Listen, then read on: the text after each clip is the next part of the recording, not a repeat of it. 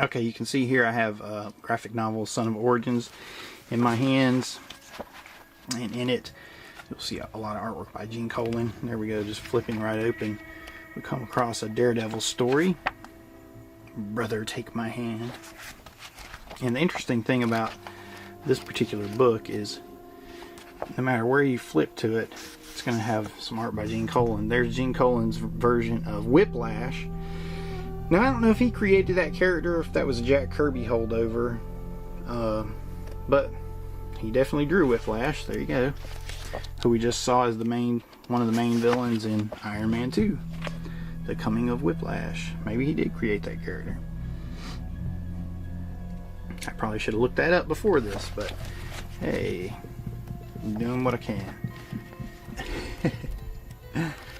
Let's flip here. He even did The Wonder of the Watcher. So he did the earthly battles, Gene Colan. And then he did the fantastic space stuff, which is very much, had to be inspired by Kirby's work. Obviously, you can see the Kirby crackle there. But he's keeping it in the house style anyway.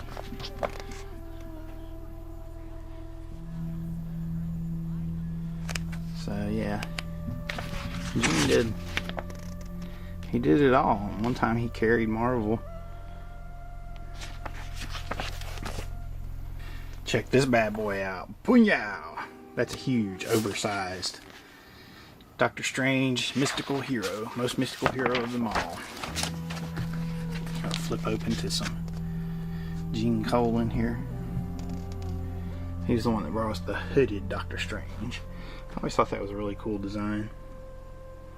Of course, a lot of this is based on the universe created by Steve Ditko. So not only did Colan have to emulate Jack Kirby, the great action comic storyteller, but he had to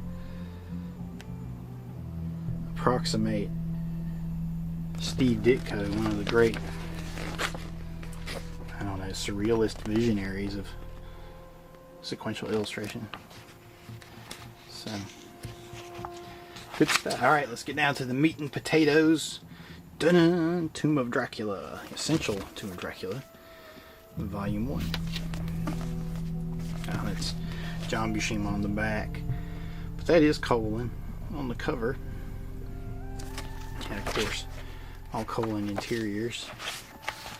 I've got a couple marked here. Out here you can see his use of Gothic settings. You can really see the Universal and Hammer movie influence there. He uses those dark settings, a lot of shadow to create the mood. Very atmospheric.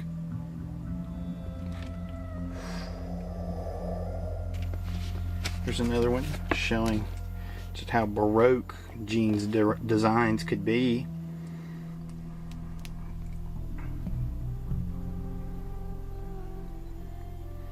Majestic.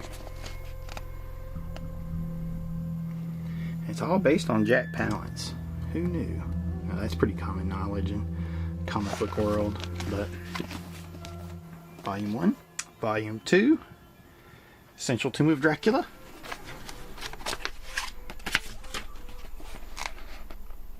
Now this is more of an action sequence. There's Blade. See, back then Blade actually had wooden tiki knives. Weird, yeah, I know.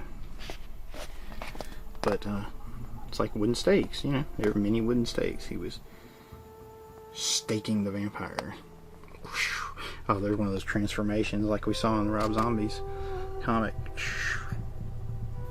Here Doctor Strange crosses over with Dracula as he approaches. Dracula senses something. It's just good, strong storytelling.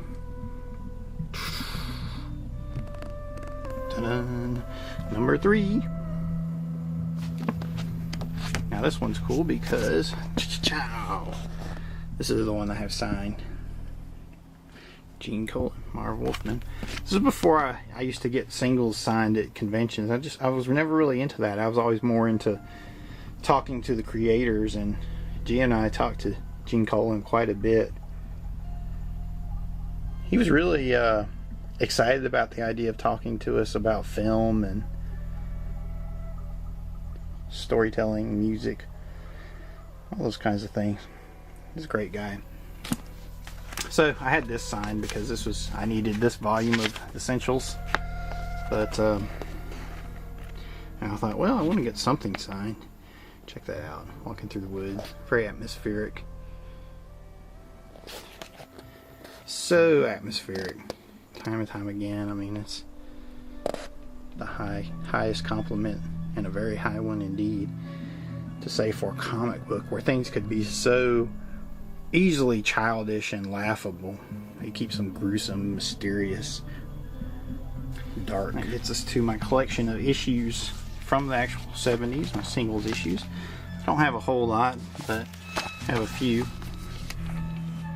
Oh, there's Dracula versus Robin Hood, Frankenstein, D'Artagnan, and other great shock stars. I think Huck Finn is there too.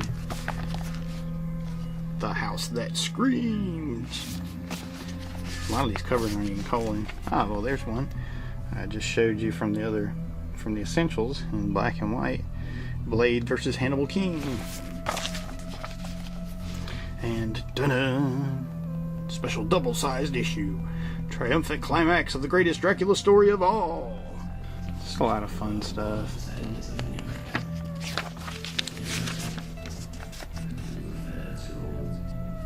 He did Epic Scope really well too. You know, that mysticism and dark stuff, that's not easy to pull off. How much mood and emotion he puts into everything. Blade versus Hannibal King.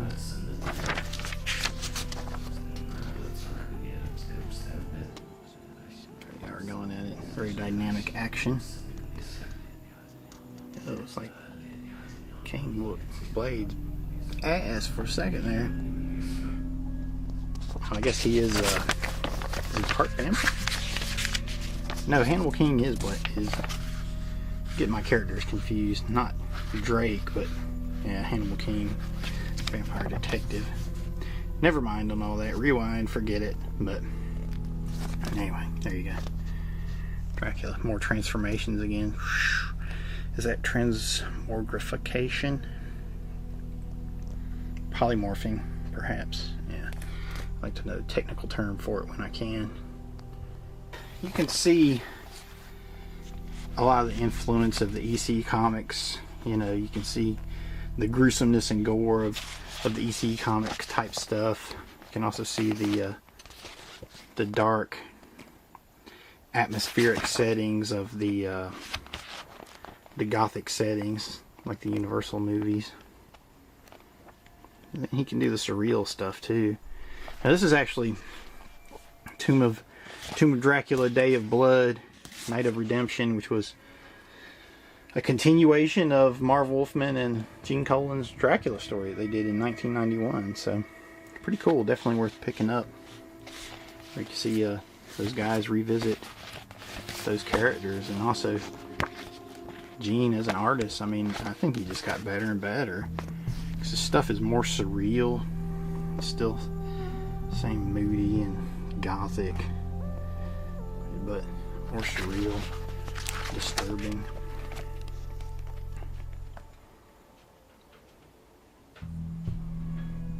Still has those Baroque elements. It's good stuff. Good stuff.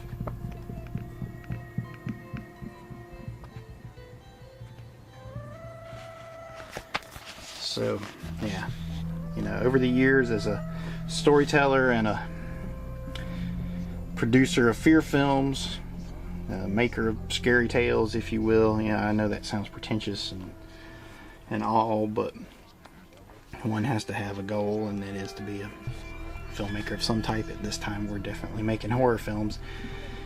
That's our studies have led us to the work of Gene Colan, and for that we feel forever enriched, forever thankful, and especially blessed to have met him in person, talked to him, and just to share not only his knowledge, but just sharing his person, because he really was a genial, giving, just unbelievably friendly individual. So he'll be missed as a person, I'm sure, as a family man, and of course as an amazing artist. So thank you, Gene.